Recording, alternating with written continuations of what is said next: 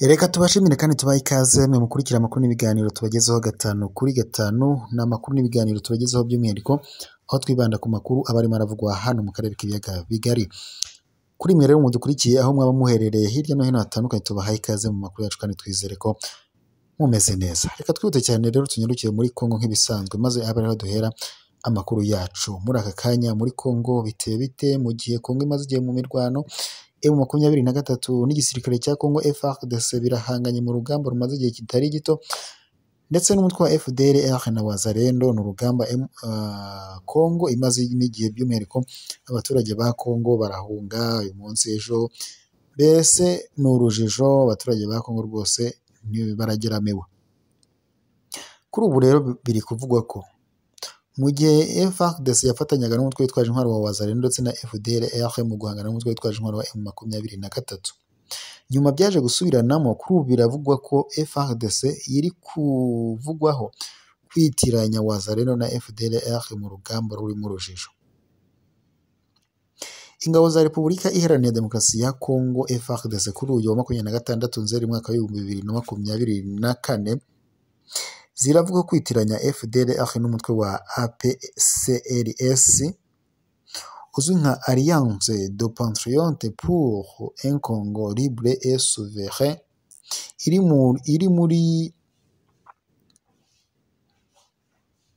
ikaba iri mu ihuriro Wazalendo mu rugamba rushya rurimo urujijo.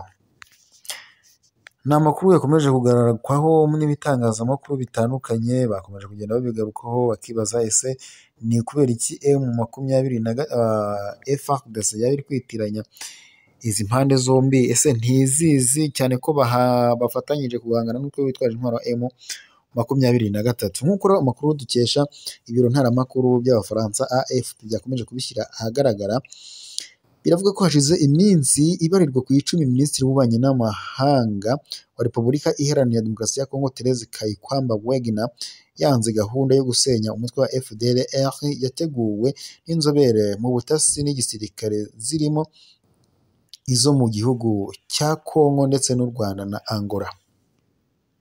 Minisitiri Kayikwamba yanze iyi gahunda ihuriweho ubwo we n'intumwa za Repubulika Iharanira Demokarasi ya Kongo yarayoboye bahuriraga n'iz'u Rwanda ndetse na Angola i Rwanda, aho muri Angola tariki ya 14 Nzeri mwaka wa 2024.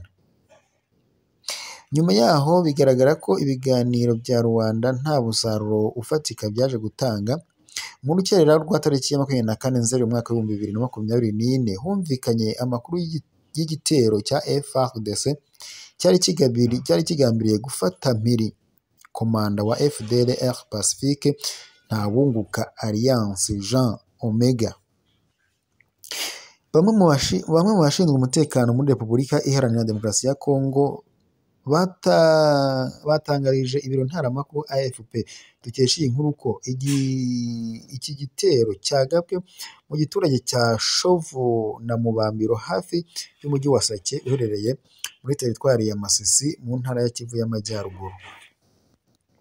Tariki ya 24 Nzeri umuvugizi wa Repubulika Iharanira Demokarasi ya Kongo mu ntara ya Kivu y'Amajyaruguru Lt Colonel Njiku Kayiko Guillaume yashyize hanze ifoto igaragaza abasirikare bicaye hasi, abagabo 18 barimo abambaye impuzankano y'igisirikare ndetse n'iya gisivile. Lt Colonel Njiku Kayiko yagaragaje kuri iyi foto ubutumwa bugira buti: nk'uko biri mu inshingano yazo, ingabo za Repubulika Iharanira Demokarasi ya Kongo FARDC zikomeje guhiga imitwe yitwaje intwaro y'inyamahanga yose nta kuvangura. Gusa ntiyasobanuye neza niba ari abarwanyi ba FDLR cyangwa undi mutwe. Ni mu gihe abantu bibaza niba ku nshuro ya mbere kuva mu mwaka wa 2021 FARDC yatangiye kugaba ibitero kuri FDLR. Kuri uyu wa 26 Nzeri yagabye ikindi gitero mu gace ka Rushagara, Samusamo na Rushayo biri mu burengerazuba bw'umujyi wa Goma. Bivugwa ko iki gitero kuri iyi nshuro cyagabwe kuri APCLS iyoborwa n'umunyekongo Jean Janvier Karayibwingo.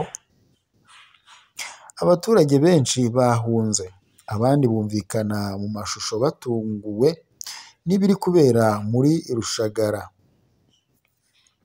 Colonel Innocent Kanyabungo wo muri APCLS yatangaje ko atazi icyatumye FARDC igaba ibitero kuri uyu mutwe. Ati ntabwo nzi impamvu FARDC yafashe icyemezo cyo kudutera. Nategetse abarwanyi banjye kuhava by'agateganyo mu gihe dutegereje ko hagira igikorwa cyangwa se hari bukorwe iperereza. Ubu FARDC iri mu birindiro byacu yerekana ko ariyo yaduteye. Nk'uko amakuru n'ubundi akomeza kubitangaza cyangwa se amakuru dukesha AFP, ibiro ntaramakuru by'Abafaransa yakomeje kubitangaza. Ibi doko nyine byashingiye ku makuru ngo byahawe n'abashinzwe umutekano, byatangaje ko APCLS atariyo yari igambiriwe guterwa, ahubwo ngo FARDC yatekerezaga ko ari ugutera ibirindiro bya FDLR nk'uko yabigenje ku wa mbere. Ku gisirikare kidafite ubutasi bukomeye nka FARDC biragoye gutandukanya FDLR n'indi mitwe nka Wazalendo, kuko yose irakorana cyane mu gihe iri gutegura kugaba ibitero ku mutwe wa M23 ugenzura igice kinini cya Kivu y'Amajyaruguru. Mu makuru yakomeje kugenda atangazwa bivuga ko FARDC nayo isanzwe yifatanya na FDLR n'imitwe ya Wazalendo hashingiwe ku masezerano yasinyiwe Ipinga muri Gicurasi umwaka w'2022. Kugeza ubu biracyagoye kumenya icyo ibi bitero bigamije ndetse no kumenya niba bizakomeza bikagorana. Ni amakuru rero yakomeje kugenda avugwa mu bitangazamakuru bitandukanye, gusa kuri ubu nyine biravugwa ko no mu gihe gishize humvikanye amakuru bivuga ko FDLR yasakiranyije cyangwa se yahanganye n'igisirikare cya leta ya Congo FARDC. Si ibyo gusa kuko hari n'andi makuru yakomeje kumvikana avuga ko FARDC yahanganye n'igisirikare n'umutwe wa Wazalendo. Ni amakuru yakomeje kugenda yumvikana ndetse bikanavuga ko hari n'abaturage bamwe bahakomerekeye, abandi barahagwa, bamwe bava mu byabo barahunga. Nk'uko byakomeje kugenda bitangazwa, muri Repubulika Iharanira Demokarasi ya Kongo imaze igihe yumvikanamo intambara idasanzwe, aho M23 ari nayo yakomeje kwigarura ibice bitandukanye nyine ihanganye n'igisirikare cya Kongo FARDC, ndetse igisirikare cya Kongo FARDC gifite n'abafatanyabikorwa bacyo. Hano twavugamo nk'ingabo z'u Burundi, ingabo za MONUSCO, ingabo za SADC n'indi mitwe itandukanye. Ni urugamba rwaje no gutuma by'umwihariko u Rwanda ndetse na Repubulika Iharanira Demokarasi ya Kongo bigirana amakimbirane kuri ubu, ndetse biri no mu bintu birimo gushakirwa umuti mu gihe umuhuza w'u Rwanda na Angola umuhuza w'u Rwanda na Kongo ariyo Angola yagerageje gushaka igisubizo cy'iki kibazo cy'umutekano muke w'aka karere k'ibiyaga bigari. Gusa leta ya Kongo yakomeje kugenda ikwepa ikikoza hirya no hino, ndetse idashaka no kugirana ibiganiro n'u Rwanda cyangwa se n'umuhuza kugira ngo hagire icyakemuka. Leta ya Kongo yakomeje gushinja leta y'u Rwanda ko yabifatanya n'umutwe witwaje intwaro wa M23 guhungabanya umutekano wa Kongo, by'umwihariko mu burasirazuba muri Kivu y'Amajyaruguru, nk'uko nyine uyu mutwe n'ubundi ariho wakomeje kugaba ibitero wa M23. Gusa nubwo Kongo yakomeje gushinja u Rwanda ko rwaba rufashe umutwe witwaje intwaro wa M23, leta y'u Rwanda yakomeje guhakana ibi birego yivuye inyuma, ndetse nayo igashinja umutwe ndetse nayo igashinja Kongo ko yabifatanya n'umutwe wa FDLR ndetse unashaka gutungabanya umutekano w'u Rwanda.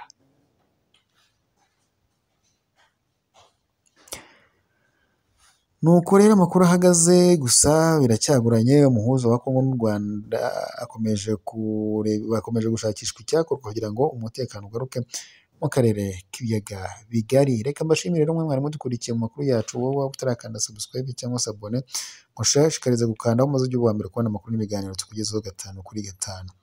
Ndagushimiye rero, komeza ugire impaka reka n'ubugingo.